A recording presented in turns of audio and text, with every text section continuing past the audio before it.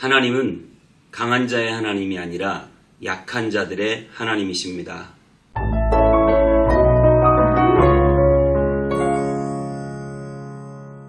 안녕하세요. 문땅김의 성문교회 서정희 목사입니다. 오늘 하루도 하나님의 말씀과 함께 행복한 하루 되시기 바랍니다.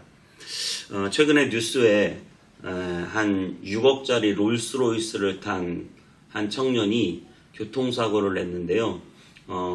잡혀가지도 않고 고액의 로펌 변호사를 사용해서 구속되지 않고 풀려나는 사건이 있었습니다. 물론 여러 가지 사건의 전후 상황을 살펴봐야 되겠지만 참 우리나라는 여전히 전관예우나 돈 있는 자들이 법 앞에서 훨씬 유리한 그런 일들을 저희가 매스컴을 통해서 많이 봅니다. 똑같은 죄를 지어도 돈이 많거나 재벌이거나 그런 사람들은 쉽게 풀려나기도 합니다. 우리나라 법이 과연 모든 사람들에게 평등할까라는 생각을 해보게 되는 대목입니다. 성경은 우리에게 뭐라고 말할까요? 성경은 우리에게 오히려 우리 하나님은 약한 자들의 하나님이시지 강한 자들의 하나님이 아니라고 말하고 있습니다. 신명기 24장에서도요. 너희가 곡식 벨 때에 어떤 한 부분의 밭을 베지 않고 잊어버리거든 그냥 내버려 둬라. 그리고 너희가 또 포도를 딸 때에 그 포도주를 한 번 따고 2번 이상 따지 말아라. 왜 그렇게 곡식을 떨어진 것을 줍지 말고 잊어버린 것을 추수하지 말고 포도를 2번 이상 따지 말고 남겨두라고 했을까요? 하나님께서는 우리에게 그러한 것들을 통하여 떨어진 이삭들을 통하여 가난하고 나그네며 땅이 없고 그런 약한 자들을 구제하기를 하나님은 원하셨다라고 하는 사실입니다. 그러면서 출애굽기에도 너는 이방 나그네를 압제하지 말고 고아와 과부를 해롭게 하지 말고 만일 그들을 해롭게 함으로 그들이 내게 부르짖으면 내가 반드시 그 부르짖음을 들으리라. 약한 자들이 부르짖을 때 하나님께서는 반드시 강자들의 부르짖음보다 약한 자들의 부르짖음을 들으리라 이렇게 말씀하십니다. 오늘 본문 예레미야 22장인데요. 오늘 본문에서도 이스라엘이 다 망해가는 와중에 예레미야가 너희가 망하는 이유는 이것이야 라고 설명하면서 너희가 예배를 조금 드렸기 때문이야, 기도를 조금 했기 때문이야 이렇게 말하지 않습니다. 헌금을 적게 드렸기 때문이야 이렇게 말하지 않습니다.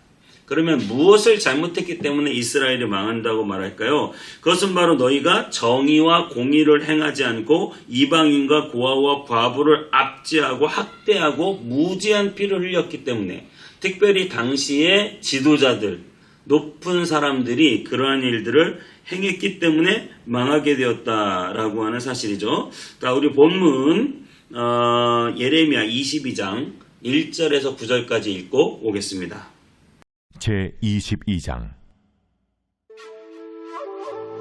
여호와께서 이와 같이 말씀하시되 너는 유다 왕의 집에 내려가서 거기에서 이 말을 선언하여 이르기를 다윗의 왕위에 앉은 유다 왕이 너와 네 신하와 이 문들로 들어오는 네 백성은 여호와의 말씀을 들을지니라.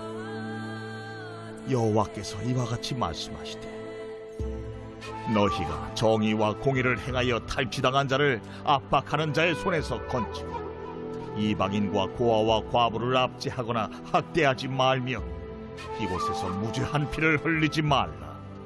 너희가 참으로 이 말을 준행하면 다윗의 왕위에 앉을 왕들과 신하들과 백성이 병거와 말을 타고 이 집 문으로 들어오게 되리라. 그러나 너희가 이 말을 듣지 아니하면 내가 나를 두고 맹세하노니 이 집이 황폐하리라. 여호와의 말씀이니라. 여호와께서 유다 왕의 집에 대하여 이와 같이 말씀하시니라.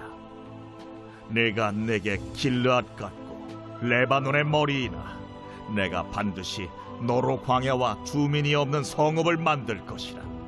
내가 너를 파멸할 자를 준비하리니 그들이 각기 손에 무기를 가지고 네 아름다운 백향목을 찍어 불에 던지리라. 여러 민족들이 이 성읍으로 지나가며 서로 말하기를 여호와가 이 큰 성읍에 이같이 행함은 어찌 됨인고 하겠고 그들이 대답하기는 이는 그들이 자기 하나님 여호와의 언약을 버리고 다른 신들에게 절하고 그를 섬긴 까닭이라 하셨다 할지니라. 네, 오늘 3절은 이렇게 말합니다. 여호와께서 이와 같이 말씀하시되 너희가 정의와 공의를 행하여 탈취당한 자를 압박하는 자의 손에서 건지고 이방인과 고아와 과부를 압제하거나 학대하지 말며 이곳에서 무제한 피를 흘리지 말라. 너희가 참으로 이 말을 준행하면 다윗의 왕위에 앉을 왕들과 신하들과 백성이 병거와 말을 타고 이 집 문으로 들어오게 되리라. 그러나 너희가 이 말을 듣지 아니하면 내가 나를 두고 맹세하노니 이 집이 황폐하리라. 여호와의 말씀이라. 그렇습니다. 오늘 그들이 망한 이유는 그들이 약한 자들을 돌아보지 않았기 때문이다 라고 말했습니다. 그들은 그들의 높은 권력과 많은 돈을 가지고 약자들을 도와주고 섬긴 것이 아니에요. 하나님께서는 그렇게 하기를 원하셨는데 그들은 오히려 그 권력을 가지고 약자들을 더 짓누르고 그들의 것을 더 빼앗아오는, 원래 돈이 많은 그런 힘이 강한 사람이 약한 자들의 것을 더 착복하고, 있는 사람이 더한 거죠. 더 착복하고, 그리고 더 악하게 행하는 그 일 때문에 바로 이러한 일들이 벌어졌다라고 하는 사실입니다. 또 21장 11절 12절에는 또 이렇게 말씀하고 있어요. 바로 앞에 장인데요. 유다 왕의 집에 대한 여호와의 말을 들으라. 여호와께서 이와 같이 말씀하시니라. 다윗의 집이여 너는 아침마다 정의롭게 판결하여 탈취당한 자를 압박자의 손에서 건지라. 그리하지 아니하면 너희의 악행 때문에 내 분노가 불같이 일어나서 사르리니 능히 끌 자가 없으리라. 아침마다 정의롭게 판결하며 탈취당한 자를 압박자의 손에서 건지라. 너희의 악행 때문에 내 분노가 불같이 일어나서 사르리니 능히 끌 자가 없으리라. 그들은 끊임없이 약자들을 괴롭히며 불법과 불의를 행했기 때문에 망했다라고 하는 사실입니다. 우리가 한번 잘 생각해 볼 필요가 있어요. 우리도 약한데 여러분 정말 여러분들이 약한 자들을 도와주고 있습니까? 아니면 그 약한 자들을 오히려 이용해서 여러분의 이익을 취하고 있습니까? 여러분들이 교회에 가장 힘없는 어린 아이들을 돌보고 섬기면서 아무런 조건 없이 그들에게 나누어 주고 있습니까? 아니면 내 이익에 지금 바쁘게 살아가고 있습니까? 교회가 많은 재정들을 정말 가난하고 힘없고 연약한 자들을 위해 사용하고 있습니까? 교회 안에서 힘 있는 자들끼리 나누며 그것을 놓고 즐기며 살아가고 오히려 더 높이 건물을 쌓아 올려 사람들의 어떤 마음에 그런 영적인 교만함만을 올려주고 있습니까?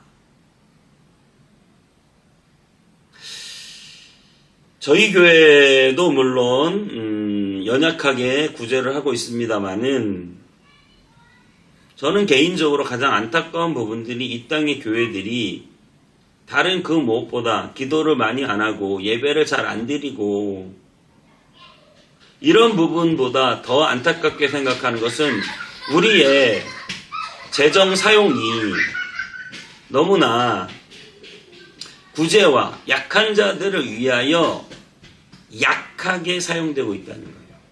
약한 자들에게 아주 미약하게 사용하고 있다는 것이죠.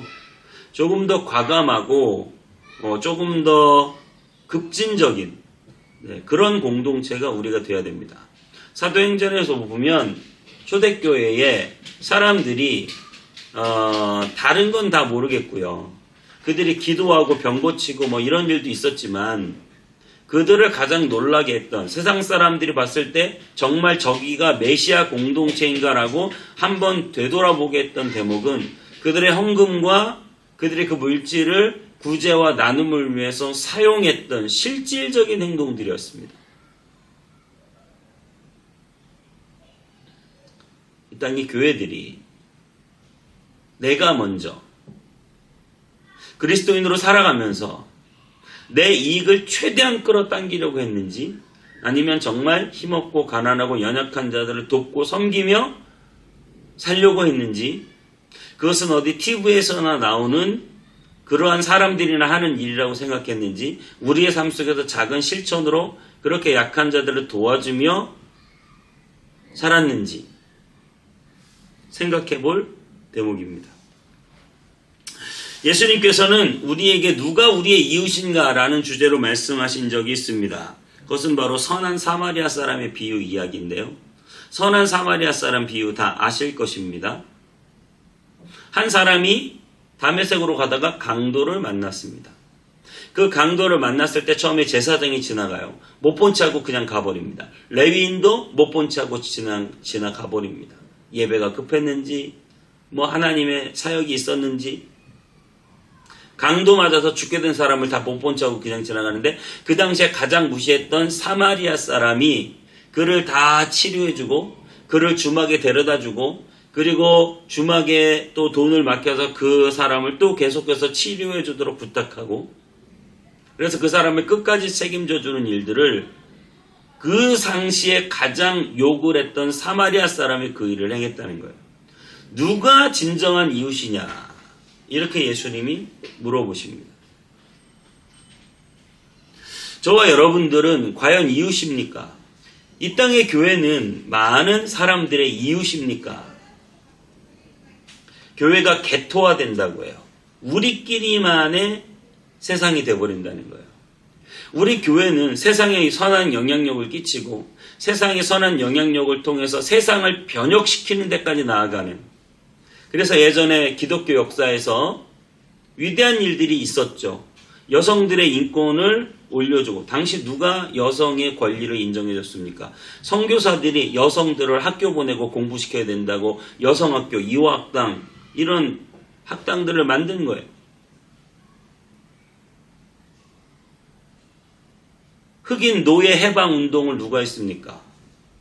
기독교인들이 한 거예요. 그래서 정말 이 땅에 힘없고 연약하고 부족한 자들을 끊임없이 교회에서 세워주는 그래서 조선시대 최초의 교회는 노비가 장로가 되고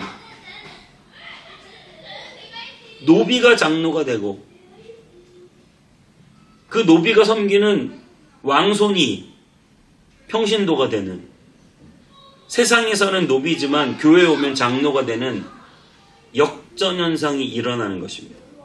그러니까 사람들이 막 몰려오죠. 교회로. 그런데 지금 교회는 그런 역전이 아니라 세상과 똑같은 구조를 가지고 약한 자들을 섬기는 교회가 아니라 오히려 강한 자들과 손잡고 함께 무언가 그 강한 힘을 의지해 보려고 하는 교회가 아닌가 안타까울 뿐입니다. 예수님이 그 선한 사마리아 사람 비유를 말씀하시면서 누가 너희의 이웃이냐 말씀하셨습니다. 물어보셨습니다. 여러분은 이웃입니까? 우리의 참된 이웃은 누구십니까? 우리의 참 이웃이 계신데 그분은 예수 그리스도이십니다. 예수 그리스도는 정말 죄로 완전히 죽게 된 나를 그냥 버려두지 않으시고 나를 살리시고 나를 구원하시며 나에게 끝없는 자비를 베풀어서 자기의 생명을 나를 위해서 내던지시고 자기는 죽고 나는 살게 하는 이 놀라운 자비를 우리에게 베풀어 주셨습니다. 우리 예수님 가장 불쌍한 나 같은 자를 자기의 생명을 던져 구원해 주셨습니다. 우리 모두 그 은혜를 가진 사람으로서 모든 사람들에게 이웃이 되고 특별히 약한 자들에게 손을 내밀어 그들을 구원하는 그들을 돕고 섬기는 저와 여러분의 삶이 진정한 그리스도인의 삶이 하나님의 나라를 이루어드리는 삶이 되기를 주님의 이름으로 축복합니다. 기도하겠습니다. 하나님, 누가 우리의 이웃입니까? 나는 그들의 이웃입니까? 나는 그들의 경쟁 상대입니까? 주님, 참으로 우리의 손을 내밀어 연약한 자들, 부족한 자들, 힘없는 자들의 이웃이 될 수 있도록 우리를 인도해 주옵소서. 우리가 세상에 먹고 살고 내 것을 만들기 위해서 수고하고 애쓰는 동안 우리가 이웃을 다 잃어버리고 끊임없이 경쟁하고 살아가고 있습니다. 하나님, 우리가 내 손을 내밀어 사람들에게 베풀고 나누고 섬길 수 있게 도와주시옵소서. 예수 그리스도 나 같은 자를 구원하기 위하여 십자가에서 몸버려 피 흘려 죽으시고 나의 이웃이 되어주시고 나의 구세주가 되어주셨습니다. 주님의 그 놀라운 은혜를 입고 우리도 이 땅에 나가 세상의 많은 힘없고 약한 자들의 이웃이 될 수 있도록 인도해 주옵소서. 감사드리고 예수님의 이름으로 기도하옵나이다. 아멘.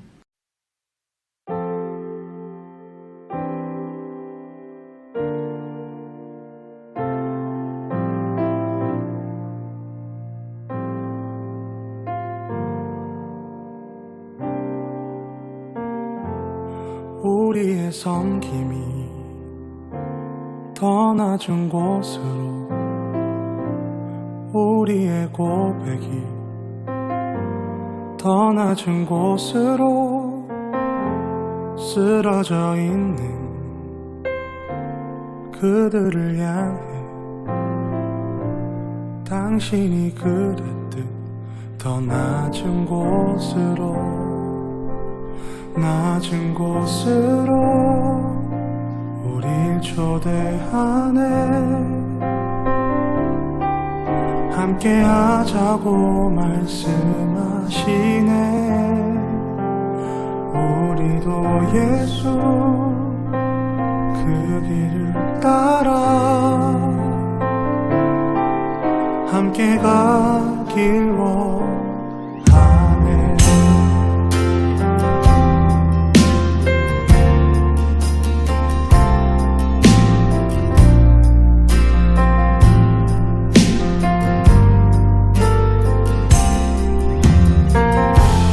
우리의 섬김이 더 낮은 곳으로, 우리의 고백이 더 낮은 곳으로 쓰러져 있는 그들을 향해